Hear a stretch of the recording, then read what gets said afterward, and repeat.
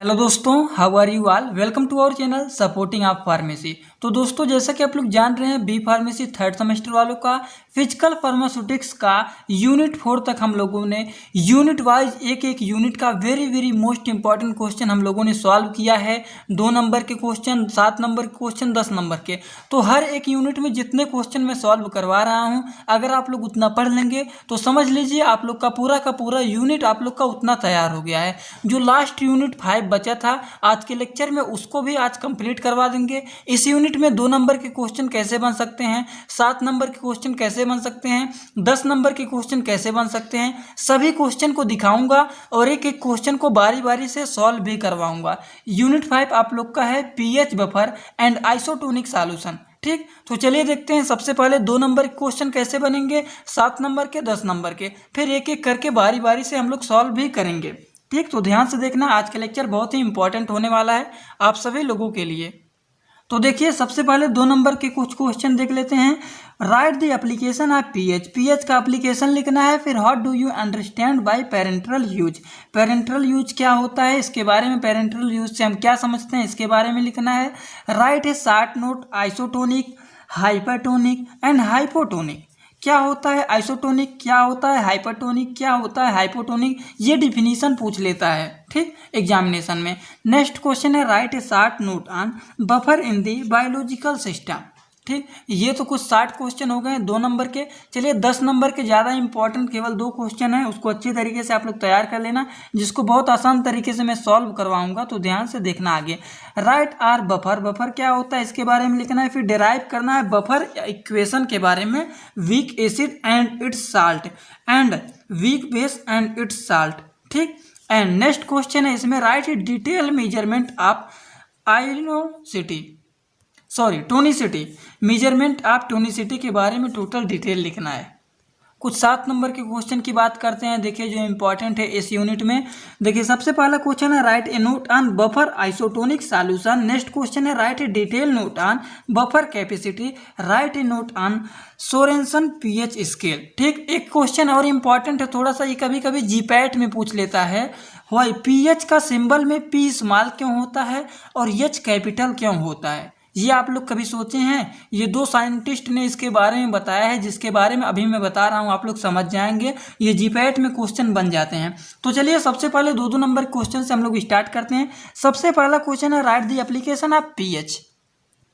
तो इस क्वेश्चन का आंसर देखिए, एप्लीकेशन ऑफ पीएच। तो कौन कौन से एप्लीकेशन है, सबसे पहला है इनहेंसिंग सॉल्युबिलिटी, इंक्रीज स्टेबिलिटी, उसके बाद improving purity, optimizing biological activity, conforming आप बॉडी स्टोरेज ऑफ प्रोडक्ट। तो ये 4-5 इसके एप्लीकेशन है जो कि आप लोग को अच्छे तरीके से तैयार करना है। इससे कुछ नहीं तो 4 एप्लीकेशन तो जरूर एग्जामिनेशन में लिख देना है 2 नंबर में जब पूछे। ठीक, what do you understand by parental use. अब पेरेंटल क्या होता है, तो पेरेंटल यूज के बारे में देखिए, यहाँ पे इस क्वेश्चन का आंसर दिया गया है थर्ड वाला। तो पेरेंटल का मतलब क्या होता है, पेरेंटल का मतलब वही होता है जैसे कोई भी ड्रग हम माउथ के थ्रू ना दें, अपने ब्लड में माउथ के थ्रू ना पहुंचाएं, डायरेक्टली हम उसको ब्लड में पहुंचा दें। जैसे कि इंजेक्शन के थ्रू जो हमारा ड्रग सप्लाई किया जाता है, हमारे ब्लड में पहुंचाया जाता है, डायरेक्टली हमारा वो जो ड्रग होता है वो डायरेक्टली हमारे ब्लड में चला जाता है। तो इंजेक्शन के द्वारा जो ड्रग हमारा दिया जाता है that is called as parenteral drug, parenteral use यही होता है।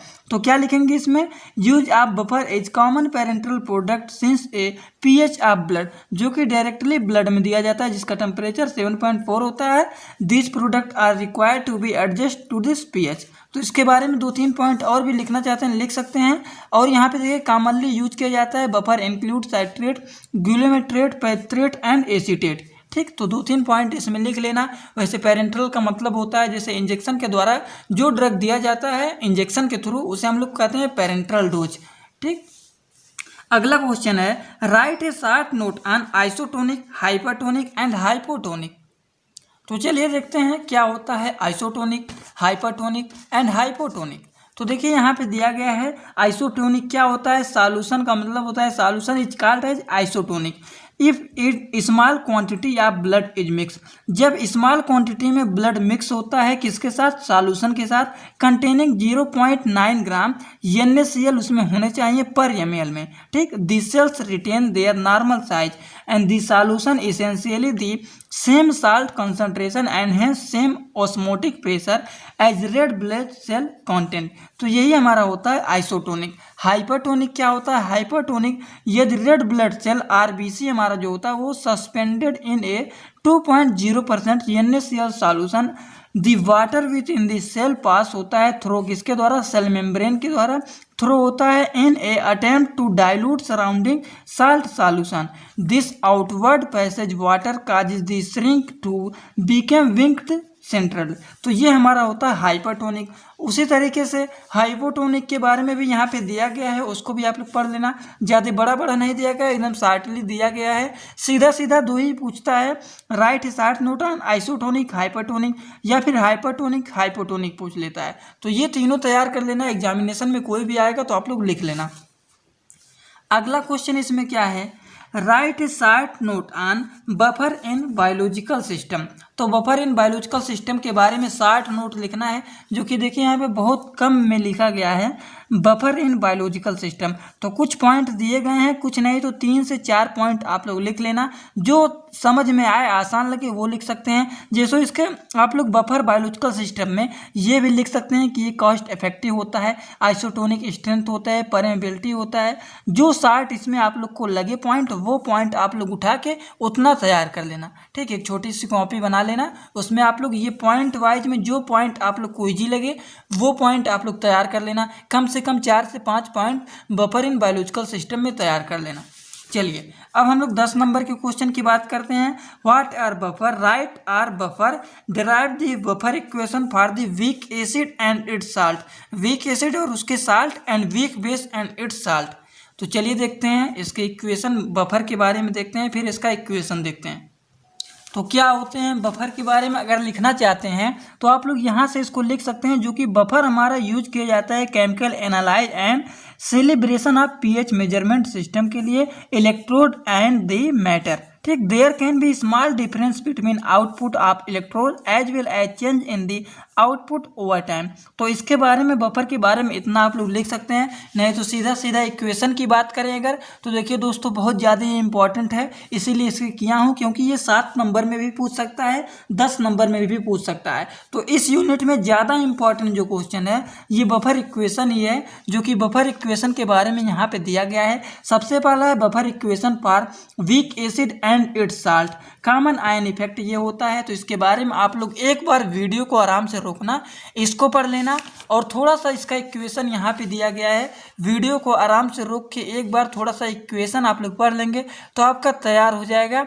उसके बाद हमारा क्या है, week base and its salt, weak acid और उसके साल्ट का इक्वेशन यहाँ पे आ गया है हमारा मेन, और week base and its salt का क्या है यहाँ पे इसके बारे में दिया गया है, और इसका जो इक्वेशन सॉल्व किया गया है, इक्वेशन देखें यहाँ पे दिया गया है, जो कि इसका week base and its salt का इक्वेशन हमारा यहाँ पे ये आ गया है।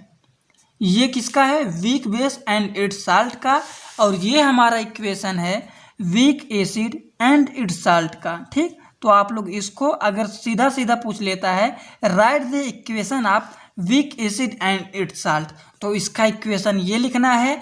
और पूछता है right the equation of week acid and its salt and weak base and its salt, तो वीक एसिड और उसके साल्ट का यहाँ पे इक्वेशन है, और वीक बेस एंड उसके साल्ट अगर पूछ रहा है दोनों का, तो एक वो लिखेंगे और एक ये लिखेंगे, ये दोनों आप लोग को जरूर लिख देना है, ठीक। इक्वेशन जरूर आप लोग एक बार कहीं पर लिख के इक्वेशन जरूर तैयार कर लेना।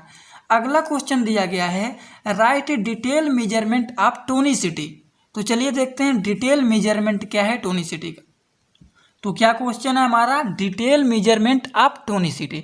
तो इसमें हम लोगों को 2-3 पॉइंट पहले लिखना है, उसके बाद इसमें मेन इंपॉर्टेंट 2 क्लास होते हैं, जो कि दोनों क्लास के बारे में थोड़ा थोड़ा करके आप लोग लिख लेना। इसमें सबसे पहला पॉइंट हेडिंग डाल के लिखना है हेमेटोलाइटिक मेथड। हेमेटोलाइटिक मेथड के बारे में ज़्यादा कुछ नहीं, थोड़ा बहुत दिया गया है, इसको पढ़ लेना। और दूसरा है measurement of slight temperature difference, ठीक, वीडियो को आराम से रोक के इसको भी आप लोग पढ़ लेना। नेक्स्ट है इसमें point method of adjusting tonicity and pH. ठीक, उसके बाद जो मैं बताया हूँ कि 2 क्लास है इसमें। सबसे पहला जो क्लास है इसमें क्लास 1 मेथड का हमारा सबसे पहला जो क्लास है वो है काइरोस्कोपिक मेथड। काइरोस्कोपिक मेथड क्या होता है? The freezing point depression of a number of drug solution determined experimentally of theoretically for the equation. तो इक्वेशन को आप लोग लिख लेना। ये काइरोस्कोपिक मेथड हमारा क्लास 1 मेथड का सबसे पहला मेथड जो है वो है काइरोस्कोपिक मेथड। और दूसरा जो मेथड है वो क्या है?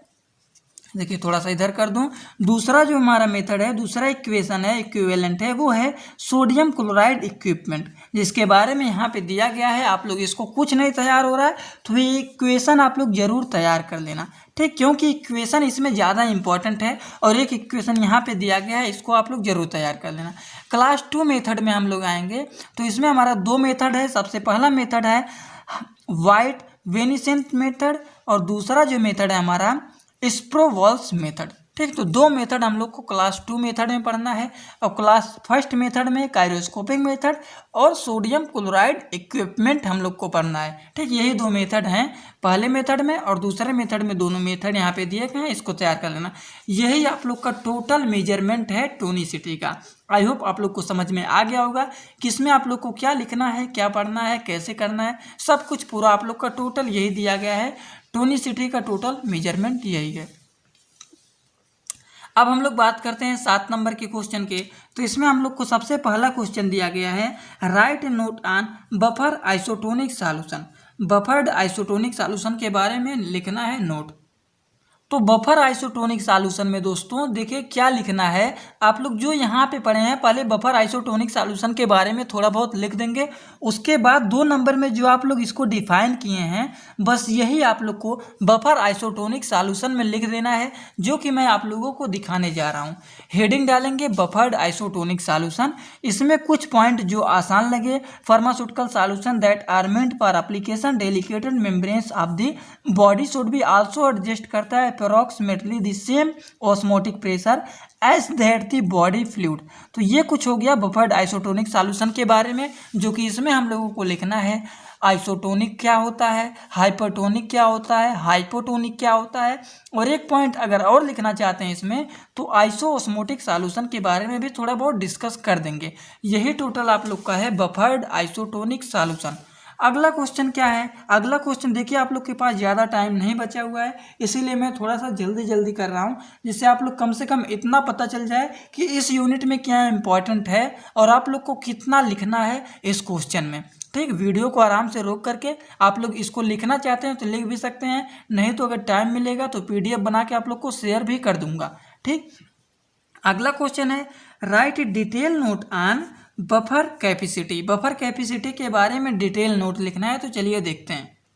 तो बफर कैपेसिटी के बारे में देखिए यहाँ पे आसान तरीके से दिया गया है कि it is a measure of efficiency या बफर रेसिस्टिंग चेंज पीएच, जो कि पीएच को क्या करते हैं, चेंज करते हैं। Conventionally the buffer capacity beta express करता है as the amount of strong acid या फिर बेस को in gram equivalent that are must be added 1 litre of this solution to change करता है पीएच को किसके द्वारा, 1 यूनिट के द्वारा।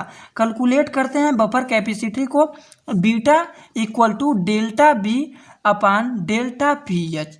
ठीक, ये इक्वेशन के द्वारा क्या करते हैं, कैलकुलेट करते हैं, जहाँ पे हमारा डेल्टा बी क्या है, gram equivalent of strong acid base pH change 1 litre of buffer solution, और डेल्टा पीएच क्या है, दी पीएच चेंज करता है caused by the addition of strong acid by base. ठीक, इसका मेन इक्वेशन यहाँ पे दिया गया है। मेन इक्वेशन जरूर आप लोग तैयार कर लेना। मेन इक्वेशन इसका ये है। ठीक, तो बफर कैपेसिटी के बारे में इतना जरूर लिख लेना, जहाँ पर C इक्वल टू क्या है इसके बारे में दिया गया है। C इक्वल टू मतलब क्या होता है, टोटल बफर कंसंट्रेशन, जैसे कि हमारा हो गया the sum of the molecular concentration of acid and salt.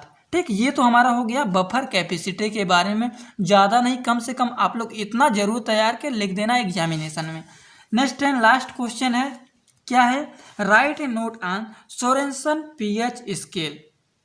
Sorensen pH scale के बारे में क्या लिखेंगे, सोरेनसन पीएच स्केल के बारे में आप लोग अगर पढ़े होंगे तो मालूम होगा। तो इसमें देखिए क्या किस पे बेस होते हैं पीएच वैल्यू पर एंड डिफरेंस कंसंट्रेशन H3O। तो इसके बारे में आप लोग थोड़ा बहुत करके आसान तरीके से लिख लेना, ज़्यादा कुछ हार्ड नहीं है इसके बारे में। ये स्ट्रक्चर जरूर बना लेना आप लोग। न्यूट्रल से इधर जाता है तो क्या होता है, इधर जाता है तो इंक्रीज होता है एसिडिक कैरेक्टर, और इधर जब हमारा बढ़ता है तो हमारा क्या इंक्रीज होता है, इंक्रीजिंग बेसिक कैरेक्टर।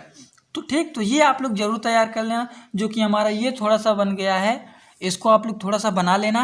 उसके बाद इसमें एक पॉइंट और लिखने के बाद एप्लीकेशन भी लिखना चाहते हो तो लिख सकते हैं, जो कि 2 नंबर में आप लोग देखे हैं, एप्लीकेशन ऑफ पीएच। तो सोरेनसन ऑफ पीएच स्केल में आप लोग पीएच का एप्लीकेशन भी लिख सकते हैं, जो कि आप लोग 2 नंबर में बताया है कि इंपॉर्टेंट है। ठीक, ये हो गया।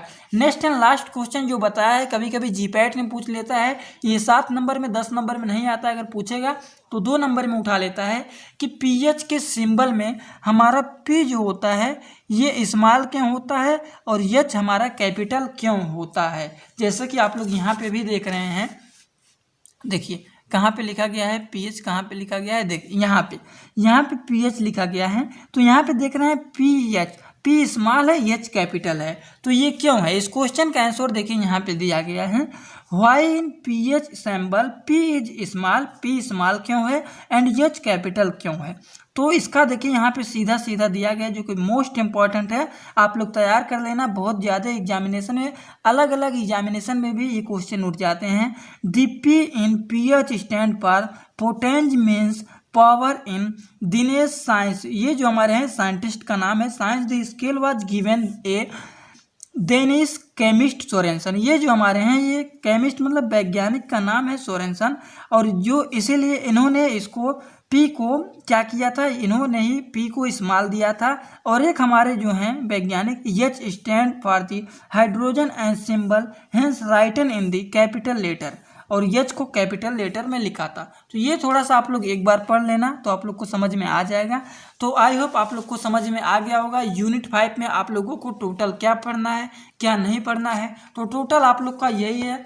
अगर आप लोग के पास सिलेबस होगा तो आप लोग सिलेबस में देख लेना, ज़्यादा कुछ पढ़ना नहीं है, लगभग में आप लोग को यही सब पढ़ना है, जो कि आप लोग का टोटल सिलेबस मैं दिखा दे रहा हूँ। सिलेबस देखिए आप लोग का यहाँ पे दिया गया है, यही आप लोग का यूनिट है pH buffer and isotonic solution. ठीक, तो अच्छे तरीके से तैयार कर लेना। किसी को कोई भी कहीं पे डाउट हो तो कमेंट बॉक्स में ज़रूर बताना। वीडियो अच्छा लगा हो तो वीडियो को एक लाइक जरूर कर देना, अपने सभी दोस्तों के पास शेयर कर देना, जिससे उनको भी पता चल जाए कि हर एक यूनिट में कैसे कैसे क्वेश्चन बन सकते हैं। तो चलिए दोस्तों, thanks for watching my video. Like comment share and subscribe this channel.